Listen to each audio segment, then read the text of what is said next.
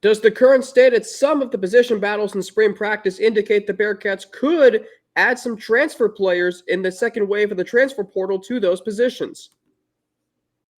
Are Locked On Bearcats, your daily podcast on the Cincinnati Bearcats, part of the Locked On Podcast Network, your team every day.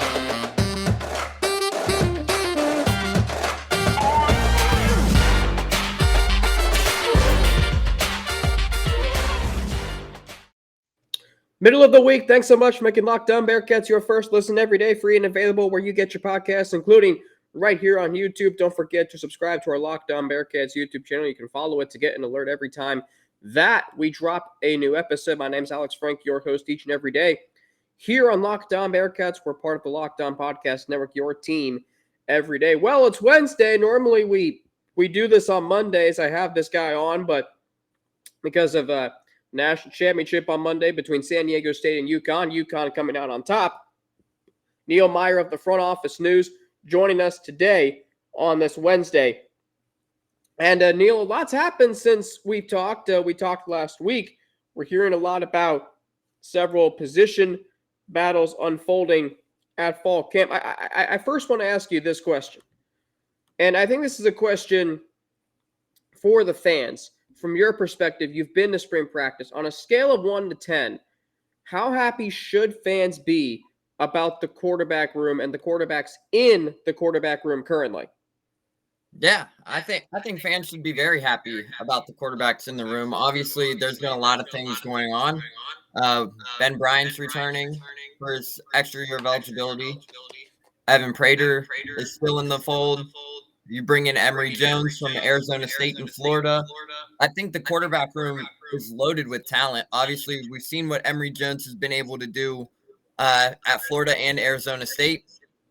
And then, obviously, we've seen what Ben Bryant's been able to do. So, the thing is, Ben Bryant's ahead of schedule on the rehab from the injury he suffered last season. I mean, it was an injury that probably people weren't really – he even said it. He wasn't even expecting to go this whole spring, but he's been out there working. So he threw at Pro Day 2 weeks ago for the Bearcats. So I thought he looked great, and it's great to see him bounce back from the injury so far. But overall, that quarterback room is something very exciting because obviously there's two different style of quarterbacks, and we all know that Scott Satterfield in his past with a dual threat quarterback coming from Louisville with Malik Cunningham, he brings in a guy that plays a similar style in Emory Jones, but then you have a guy who's a pure pocket passer like Ben Bryant. So it's a really interesting quarterback battle. Obviously, you have two very great quarterbacks, and both can do so much positives for this team. Obviously, they're two different quarterbacks, as I mentioned, but they both are capable of doing very great things. So I'm very curious to see how it plays out here at the end of spring camp and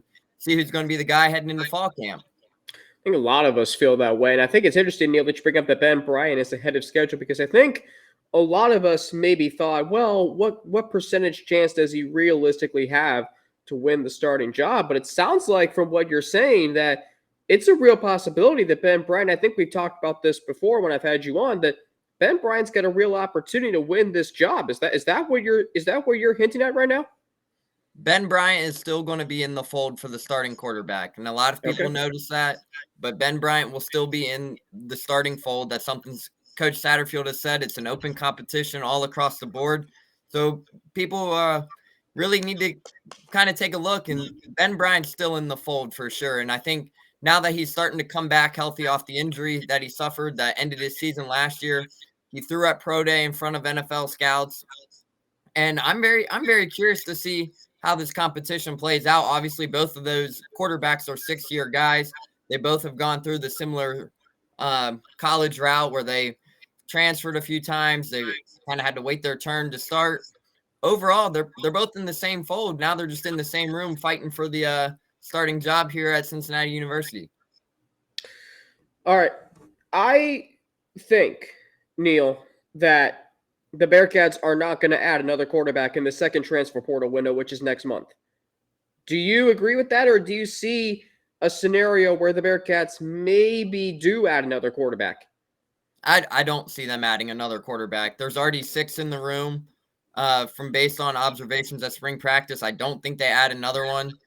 Obviously, you have Emory Jones, you have Ben Bryant, you have Evan Prater, You have Brady Lichtenberg, Brody Drogosh, and there's also some walk-ons in the building. So I don't see them adding another quarterback in the next wave of the transfer portal. Interesting. I agree with you. I think that's a very rational way of looking at it. Now, there are other positions that I mentioned off the top we would get to, but I just wanted to ask you about the quarterback battle because that's what everybody is going to be talking about this offseason surrounding the program. So we'll get to those key positions here in just a few minutes. But first, I got to explain to you, Neil, and everybody how this episode of Locked On Bearcats is brought to you by FanDuel Sportsbook. The NBA playoffs are almost here. In fact, the play-in tournament begins next Tuesday. And now is the perfect time to download FanDuel, America's #1 sportsbook, because new customers get a no-sweat first bet up to $1,000. That's bonus bets back. If your first bet doesn't win, just download the FanDuel Sportsbook app. It's safe, secure, and super easy to use. Then you can bet on everything from the money line to point scorers and threes drained. Plus, FanDuel even lets you combine your bets for a chance at a bigger payout with the same game parlay. So don't miss the chance to get your no-sweat first bet up to $1,000 in bonus bets when you go to FanDuel.com/lockedon. That's FanDuel.com/lockedon to learn more. Make every moment more with FanDuel, an official sports betting partner of the NBA. All right, Neil. So one position that I think really stands out is tight end. Because, and you've asked Scott Satterfield about this before in press conferences. We've talked about it. Shimon Meyer, Peyton Singletary, the two guys who I think stand out to me. So when you watch the tight ends, particularly Meyer and Singletary, what are you seeing from them in spring practice? Yeah, so this is actually a great topic that I'm glad you brought this up. So obviously the transfer portal has been a very interesting thing for Scott Satterfield, especially at the tight end position. Obviously, the Bearcats lose Josh Wiley and Lenny Taylor to the NFL draft, but they also bring in a guy from Western Kentucky and Joey Beljan. So they bring in another big red zone target who's 6'6", can really go up and get it. We've seen it in the past during his time at Western Kentucky. But then you mentioned a guy in Shimon Meyer and Peyton Singletary. Shimon Meyer has actually been working out with some wide receivers as well. So they kind of got him in the receiver aspect of things. Obviously, we all have seen what Shimon's able to do. He's a very big guy, very physical, can go up and get it, but he's also very quick for a guy his size. So Shimon Meyer is kind of looking at a wide receiver tight end role. He's going to probably see both. From what observations that we have seen, he's been doing a lot of work with the receivers. He's still coming off an injury, so he hasn't been 100% all spring ball yet. But overall, Shimon Meyer is a guy who's going to have tremendous upside for this program, and it's a guy that's going to be really fun to watch for the Bearcats. And then Peyton Singletary as well. So whether Scott Satterfield and them like to utilize the 12 personnel, that's what UC has been able to do for many years, and that's one of the main reasons why they've been successful over the last few years, especially when they had Josh Wiley and Lenny Taylor. That 12 personnel has been very key for what the offenses have been running. But overall, I think those two guys, the sky's the limit for the tight ends room, and everyone knows the history behind UC tight ends. So those three guys are going to have they're probably going to see a decent amount of action this season. Obviously, the wide receiver room's only returning one wide receiver from a season ago, and that's Chris Scott. So those tight ends are going to see a lot of production. I have a great feeling about heading into the 2023 season. And you're right. I mean, it's been a driving force behind this program for the last 25 years, going all the way back to Brent Selleck. I've mentioned that many times on this podcast. So Brad Glenn recently spoke to the media at practice, and he threw out the name Leslie Ando as a guy who's standing out at wide receiver. Is that true? Yeah. Leslie Ando has been really drawing a lot of attention here in camp. I mean, everyone who kind of knows, did their research. Leslie Ando was a walk-on. I believe he still is a walk-on. He's really drawing heads, obviously, with the news of Keyshawn Helton being out for the spring ball. And then you see other guys. You only have one wide receiver in the room, but you see guys along Ando, D. Wiggins, Donovan Ollie. Like, Leslie Ando's seeing a lot of good reps, and Scott Satterfield even said that's probably some of the most reps that he's seen in a while. So overall, I mean, he's taking advantage of the opportunity with the wide receiver room. He's really starting to turn a lot of heads, myself included. I've been very impressed with what I've seen from Leslie Ando, and that's something we've asked Coach Satterfield about, and he seems to be very impressed with what the sophomore wide receiver is doing here in the start of spring ball. How about that? So, have we heard anything recently about Keyshawn Helton? I know he's out for the spring, as you mentioned, and Satterfield mentioned that before spring practice. Is there any update as to how long after the spring he could be out for? I have not heard an update, but I will say that he is out there every day, and the energy he brings, it's very encouraging because he is out there with gloves on, cleats, like very energetic guy, encouraging what people need to do to go through the routes, the drills. Like he's going to be the first guy there during the drills. He's going to be the first guy to congratulate someone off the sideline. His leadership role, like everything about his leadership role and the adversity he's currently going through, it speaks a lot about him. And it's going to be very exciting to see if he can get back on the field healthy and everything going on. He'll be a huge addition to the wide receiver room. But as of right now, it looks like he's still going to be out for the spring. Okay, and that is great to hear. Obviously, when a guy comes in, a transfer from a Power 5, how is he going to fit into a new program, a new culture? But it sounds like Keyshawn Helton is fitting in very, very nicely. So do you think that the Bearcats could add somebody in the transfer portal to the tight end room? I threw out the name. I don't know if you've studied him at all, Neil. Verkius Gums from, or might be pronounced Varkius, but Gums from North Texas. And last year he had 34 catches, think over 400 yards and multiple touchdowns. So I was just throwing him out there. But what do you think? Did the Bearcats add somebody else in the tight end room, potentially in the transfer portal next month? The tight end position, it's a little unsaid right now. I'm not to 100%. I wouldn't be able to give a solid predicament. But now if we're looking about them adding someone in the transfer portal in the next month, be expected to see them add maybe one or two wide receivers. That's something Coach Satterfield has been able to really kind of talk about for a long time, especially dating all the way back to the first window of the spring of the transfer portal, especially after the news of Keyshawn Helton being out. He's kind of mentioned there in that opening presser that he was going to be looking at some wide receivers. He's kind of emphasized it here in spring ball. I think it was last week we talked to him. He kind of emphasized they're going to be looking at some wide receivers in the portal as well. So I think that's the main position in need right now is the wide receiver room. And I think that's going to be the next position they start to address really well. So I expect them to be full go mode, try to get themselves some extra wide receivers heading into the next round of spring ball, especially with the depth on that team, not really deep right now because of players leaving, only one returning wide receiver from a year ago. So that's the position I most expect them to be active in the transfer portal in the next window. Do you think the coaching staff is happy with the tight ends that are on this roster right now? Yeah, I think they are. Yeah, Joey Beljan's an incredible athlete. He's a big body red zone target. Shimon Meyer we've all seen it, probably has the most upside out of the tight ends, in my opinion. 6'6". He's hit over 20 miles an hour before, and I believe he's up to 240. So anytime you see a tight end running 240, like, you got to be pretty impressed with that. And then you bring in Peyton Singletary, who's also has experience playing. So they have three tight ends who have all seen time on the field and are all capable of doing very big things. And I think that's the most exciting thing for Scott Satterfield and the company, Bearcat staff right now.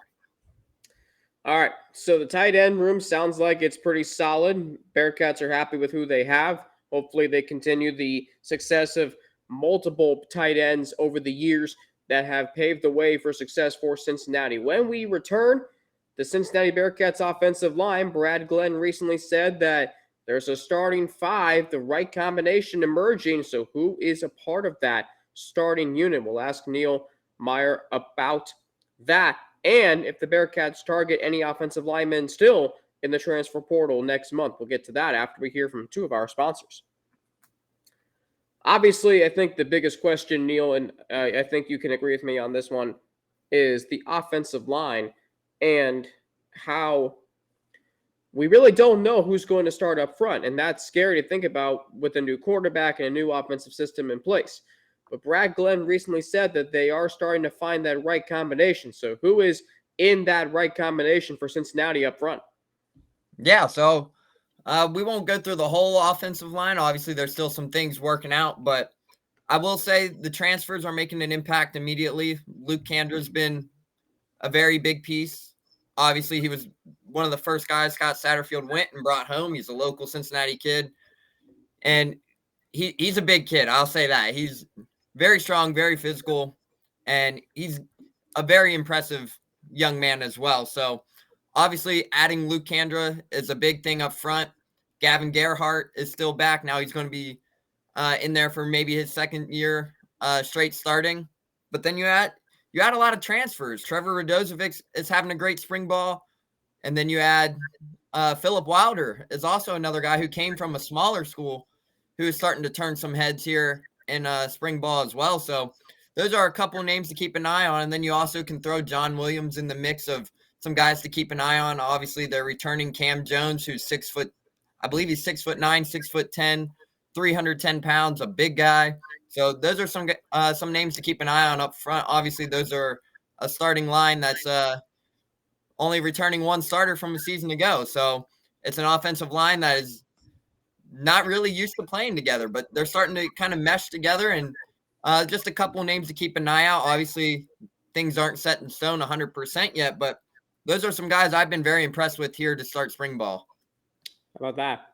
So when you watch this offensive line, what are they doing well at, and what do they where are their improvements they need to be made, Neil, ahead of the end of spring ball and then fall camp? Yeah, so this offensive line is very physical, a very physical offensive line. They've been able to, in spring ball, you've seen a lot of big runs. I'll say that. Won't go too much into detail on it, but you've seen a lot of big runs, which has been a great sight to see. Obviously, the running back room is returning a lot of talent. You have Ryan Montgomery, Corey Kiner, Miles Montgomery, Ethan Wright's back in the running back room. So the running back room is going to have a nice little hole to say behind them, to say the least, from what we've seen early. But there's still a lot of things to play out. But offensive line, I'm really happy with what I've seen so far. Obviously, we still got about another week and a half of spring ball left. So I'm very curious to see how that progresses here down the final stretch of this spring camp.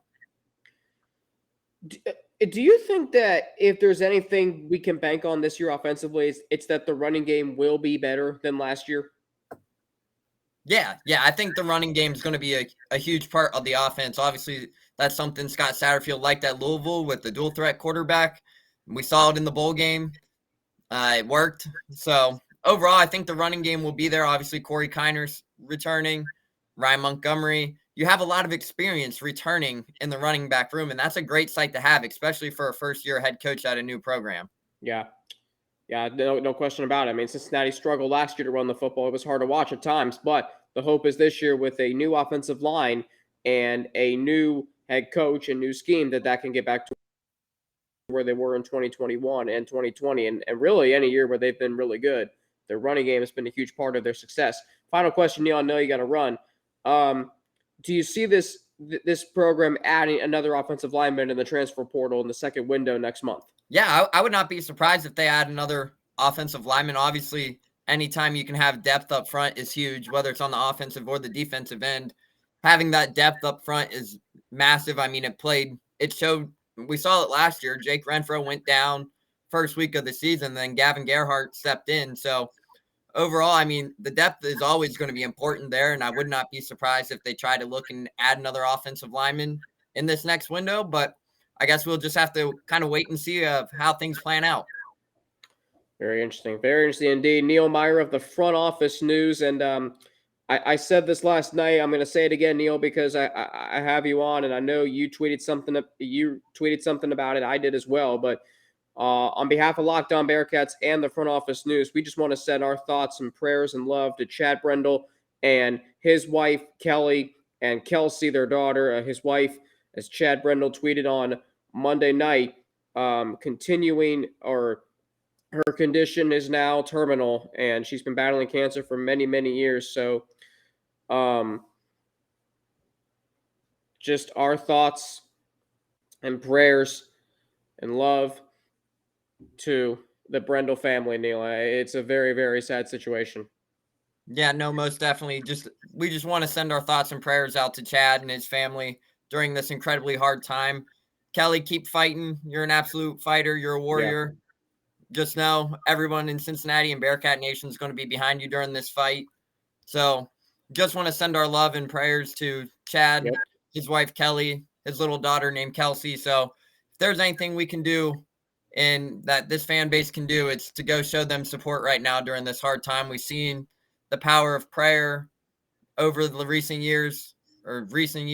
history here in all the sports and how powerful it is. So if there's one thing we can do right now, let's all go over to Chad Brendel and send a prayer to him and his family during this incredibly hard time. So Chad, we love you. If you need anything, we're always here for you, man.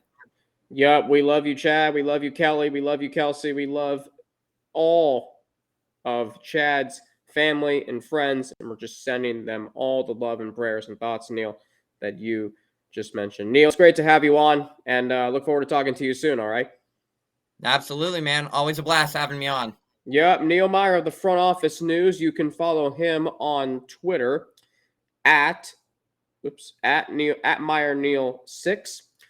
He'll hopefully be back on next Monday here on Locked On Bearcats. I'm Alex Frank for Locked On Bearcats. You can follow me on Twitter at Frankie_90 with 2 N's and an ATI. Instagram, AlexFranknet_, and email alex3frank@gmail.com. Thanks for making Locked On Bearcats your first listen today.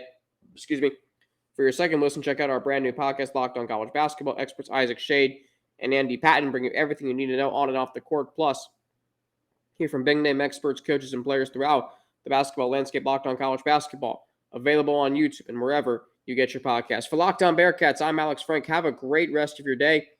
Stay safe, stay healthy, and we just wish you all the very best, good health, and just enjoy life, man. For Locked On Bearcats, I'm Alex Frank. Have a great rest of your day, and I'll be back tomorrow right here on Locked On Bearcats with Zach Freese and Sean McMahon right here on Locked On Bearcats.